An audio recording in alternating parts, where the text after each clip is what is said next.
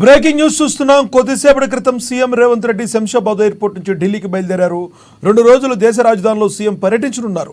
పర్యటనలో భాగంగా ఇవాళ ఏఐసీసీ నేతలతో ప్రత్యేకంగా భేటీ కానున్నారు. తెలంగాణలో పెండింగ్లో ఉన్న పార్లమెంట్ స్థానాల అభ్యర్థుల ఖరారుపై పార్టీ అధిష్టానంతో చర్చించనున్నట్లు తెలుస్తుంది. లోక్సభ ప్రచారాలకు తెలంగాణకు రావాల్సిందిగా అగ్రనేతలను ఆహ్వానించినట్లు సమాచారం. ఇక రేపు కాంగ్రెస్ సెంట్రల్ ఎలక్షన్ కమిటీ మీటింగ్కు ఉత్తమ్ భట్టి హాజరు కానున్నారు. రేపు ఖమ్మం, కరీంనగర్, హైదరాబాద్ 3 పార్లమెంట్ సెగ్మెంట్లకు అభ్యర్థులను ప్రకటించే ఛాన్స్ ఉంది.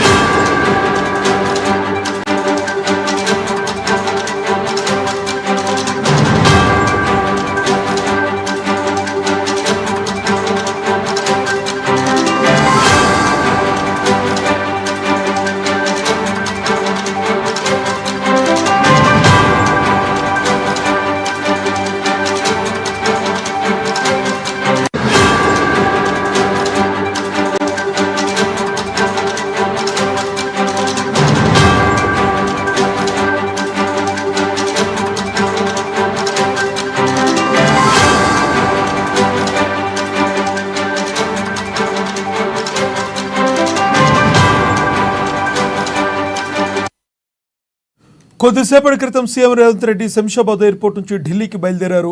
2 రోజుల దేశ రాజధాని సీఎం పర్యటించనున్నారు. పర్యటనలో భాగంగా ఇవాళ ఏఐసీసీ నేతలతో ప్రత్యేకంగా భేటీ కానున్నారు. తెలంగాణలో పెండింగ్లో ఉన్న పార్లమెంట్ స్థానాల అభ్యర్థుల ఖరారుపై పార్టీ అధిష్టానంతో చర్చించనున్నట్లు తెలుస్తుంది.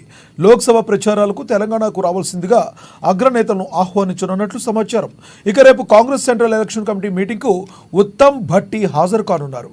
రేపు ఖమ్మం, కరీంనగర్, హైదరాబాద్ 3 పార్లమెంట్ సెగ్మెంట్లకు అభ్యర్థులను ప్రకటించే ఛాన్స్ ఉంది. ఇదే విషయానికి సంబంధించి మరింత సమాచారాన్ని మా ప్రతినిధి హరీష్ లైవ్ ద్వారా అందిస్తారు. హరీష్, చెప్పండి, సీఎం రేవంత్ రెడ్డి పర్యటన ఢిల్లీలో జరగనుంది. మరి రానున్న రోజుల్లో ఏవైతే మిగిలిన స్థానాలు ఉన్నాయో ఆ స్థానాలకు అభ్యర్థులను ప్రకటించే ఛాన్స్ కనబడుతుందా? రైట్, థ్యాంక్ యూ లక్ష్మీ గారు. సీఎం రేవంత్ రెడ్డి కాసేపటి క్రితమే శంషాబాద్ ఎయిర్పోర్ట్ నుంచి ఢిల్లీ బయలుదేరారు. 2 రోజులు ఢిల్లీ పర్యటనలో ఉన్న నేపథ్యం కావచ్చు. మొత్తంగా అంటే ఇప్పటికే 2-3 దఫాలుగా కూడా, అంటే 3 విడతలుగా కూడా కాంగ్రెస్ పార్టీ ఎంపీ అభ్యర్థులను ప్రకటిస్తూ వచ్చింది. 3 స్థానాలకు సంబంధించి ఇప్పటికే 14 స్థానాలను ప్రకటించింది. 3 స్థానాలకు సంబంధించి హైదరాబాద్, కరీంనగర్, ఖమ్మం ఈ సెగ్మెంట్లకు సంబంధించి కూడా సస్పెన్స్ కొనసాగుతూ వస్తుంది. తీవ్రమైన పోటీ నెలకొన్న నేపథ్యం కావచ్చు. కాంగ్రెస్ పార్టీ ముఖ్య నేతలు అక్కడ కుటుంబ సభ్యులు టికెట్ ఆశిస్తున్న నేపథ్యం కావచ్చు. ఈ 3 సెగ్మెంట్లకు సంబంధించి కూడా సస్పెన్స్ కొనసాగుతూ వస్తున్న నేపథ్యం కనిపిస్తుంది. ప్రధానంగా సీఎం రేవంత్ రెడ్డి ఈరోజు ఏఐసీసీ కీలక నేతలు, ముఖ్య నేతలతో భేటీ అవుతారు. ఈ సెగ్మెంట్లకు సంబంధించి కూడా పూర్తిగా ఖరారు చేసే అవకాశం కనిపిస్తుంది. కాబట్టి వాళ్ళతో కూడా మాట్లాడే ఈ 3 సెగ్మెంట్లకు సంబంధించి కూడా చర్చిస్తారు. రేపు సిఈసీ భేటీ ఉండబోతుంది. ఢిల్లీలో జరిగే సిఈసీ భేటీకి రేపు ఉప ముఖ్యమంత్రి బట్టి విక్రమార్క, అలాగే మంత్రి ఉత్తమ్ కుమార్ రెడ్డి వెళ్లనున్న నేపథ్యం ఉంది. రేపు సంబంధించి కూడా ఈ 3 సెగ్మెంట్లకు సంబంధించి రేపు ప్రకటించే అవకాశం కనిపిస్తుంది. మరోవైపు ఇప్పటికే పార్లమెంట్ ఎన్నికలు సమీపిస్తున్న తరుణం కావచ్చు. ఇప్పటికే ఏఐసీసీ జాతీయ స్థాయి మేనిఫెస్టో విడుదల చేసింది. ప్రచారాలను ముమ్మరం చేయాలి. ఇప్పటికే బీజేపీ, బీఆర్ఎస్ పార్టీలు కూడా ప్రచారాలను కొనసాగిస్తున్న క్రమం ఉన్నది. కాబట్టి కాంగ్రెస్ పార్టీకి సంబంధించి కూడా ఇప్పుడు ప్రచారాలు ముమ్మరం చేసే అవకాశం కనిపిస్తుంది. వచ్చే నెల ఏదైతే మొదటి వారంలో నల్గొండ సభ, మిర్యాలగూడ, అలాగే చౌటుప్పల్లో కూడా బహిరంగ సభలు నిర్వహిస్తామని కూడా నిన్న కోమటిరెడ్డి రాజగోపాల్ రెడ్డి నివాసంలో సీఎం రేవంత్ రెడ్డితో భేటీ తర్వాత అక్కడ ఏదైతే డిసైడ్ చేసిన నేపథ్యం కావచ్చు.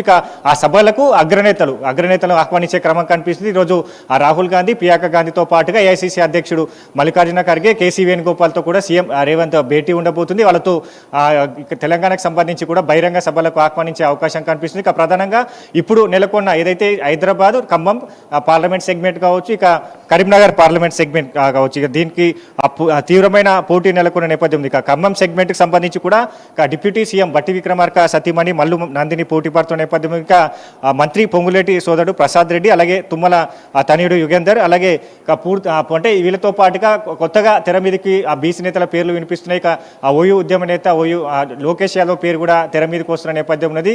ఇక ఈ ఖమ్మం సెగ్మెంట్ సంబంధించి కూడా తీవ్రమైన పోటీ నెలకొన్నది. ఇక దీనిపైన కూడా ప్రధానంగా ఈరోజు ఆ చర్చ జరిగే అవకాశం ఉన్నది. కరీంనగర్ సెగ్మెంట్ సంబంధించి కూడా ప్రవీణ్ రెడ్డి అక్కడ టికెట్ ఆశిస్తున్నారు.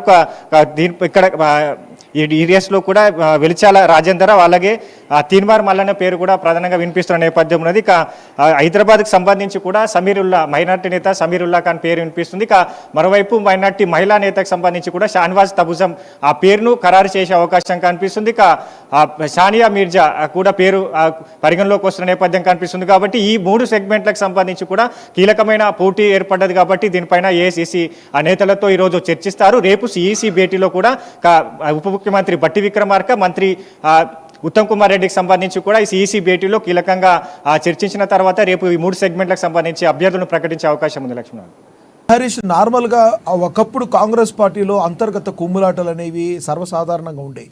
అయితే నేడు అది కొంత భిన్నంగా కనిపిస్తుందంటలో అతిశయక్తి ఏం లేదు. ప్రస్తుతం ఎవరైతే చామల కిరణ్ కుమార్ రెడ్డి కావచ్చు, నల్గొండకి కన్ఫర్మ్ అయిన కిరణ్ కుమార్ రెడ్డి అందరినీ కలుపుకుపోయే పరిస్థితి కనబడుతుంది. రానున్న 3 స్థానాల్లో కూడా అలాగే ప్రభుత్వ వ్యతిరేకం ఎవరూ లేకుండా అందరినీ కలుపుకుపోయే పరిస్థితులు కనబడుతున్నాయా?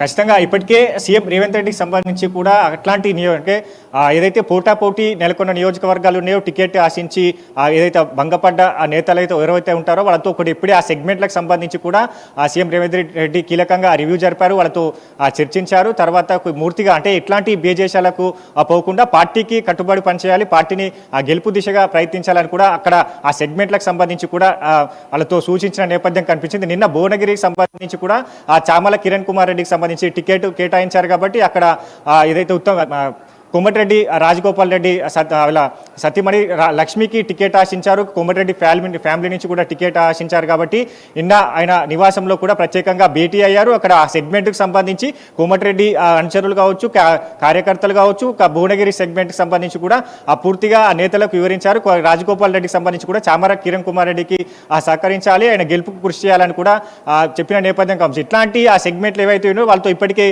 చర్చించారు. ఇక సికింద్రాబాద్ సెగ్మెంట్ కావచ్చు, మల్కాజ్గిరి సెగ్మెంట్ కావచ్చు, కరీంనగర్ ఏదైతే ఇతర సెగ్మెంట్లు కావచ్చు, ఆ సెగ్మెంట్లకు సంబంధించి వాళ్ళతో పిలిపించుకున్నారు, వాళ్ళతో రివ్యూ చేశారు. వాళ్ళతో చర్చించిన తర్వాతనే ఆ టికెట్లకు సంబంధించి అనౌన్స్మెంట్ జరిగింది. ఇక ఈ 3 సెగ్మెంట్లకు సంబంధించి కూడా ఇప్పటికే ఉజ్జగింపుల కమిటీ వేశారు. జానారెడ్డి నేతృత్వంలో కొనసాగుతున్న నేపథ్యం కావచ్చు. అక్కడ కూడా వాళ్ళతో మంతనాలు జరిపారు. ఇక ఏఐసిసి రాష్ట్ర వ్యవహారాల ఇన్ఛార్జ్ దీపాదాస్ మున్షి ఖమ్మం సెగ్మెంట్, అలాగే హైదరాబాద్, మిగతా ఏదైతే కరీంనగర్ సెగ్మెంట్, ఈ 3 సెగ్మెంట్లకు సంబంధించి కూడా అక్కడ ఆశించి టికెట్ ఆశించిన వారందరికీ కావచ్చు, వాళ్ళందరితో మంతనాలు జరిపింది. వాళ్ళతో ఆ రివ్యూ మీటింగ్ జరిపిన నేపథ్యం కావచ్చు. ఇక పూర్తిగా అన్ని సదుపడిన తర్వాతే రేపు ఆ టికెట్ సంబంధించి కూడా రేపు సిఈసి భేటీలో కీలకంగా మారబోతుంది. 3 సెగ్మెంట్లకు సంబంధించి కూడా రేపు సాయంత్రం ప్రకటించే అవకాశం అయితే ఉంది.